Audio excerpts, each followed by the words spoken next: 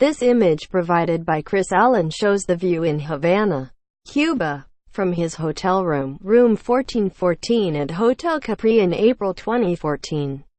Allen's phone started buzzing as word broke of invisible attacks hitting a U.S. government worker at Havana's Hotel Capri. Allen's friends and family had heard an eerily similar story from him before.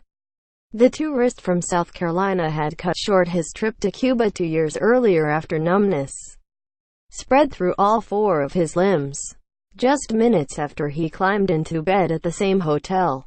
Those weren't the only parallels in Allen's recounting, which put him in a growing list of Americans with no government connections, asking the same alarming but unanswerable question: were we victims, too? Chris Allen via AP.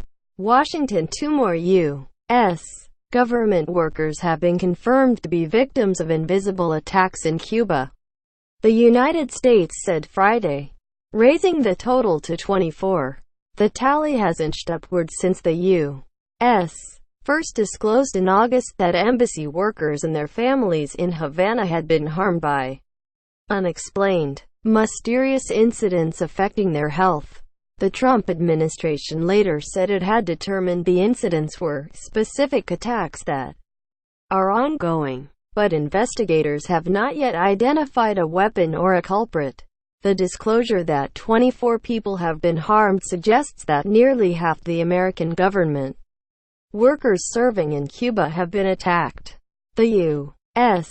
had roughly 50 personnel posted to the embassy in Havana until earlier this month when, in response to the attacks, the State Department pulled out roughly 60% of the staff. Yet some of the victims were spouses of U.S. workers, and several were temporary workers who rotated into Cuba for short-term stints. State Department spokeswoman Heather Nauert said the 2 additional victims do not reflect new attacks. The assessments are based on medical evaluations of personnel who were affected by incidents earlier this year, Nauert said. Nauert said the most recent attack is still believed to have been near the end of August. A U.S.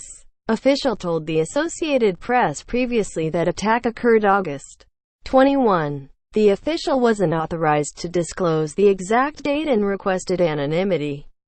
Our personnel are receiving comprehensive medical evaluations and care, Nauert said. We can't rule out additional new cases as medical professionals continue to evaluate members of the embassy community. The United States can't rule out additional new cases as medical professionals continue to evaluate members of the embassy community, Nauert added. The attacks started last year and affected American diplomats, intelligence officials and their spouses in Havana.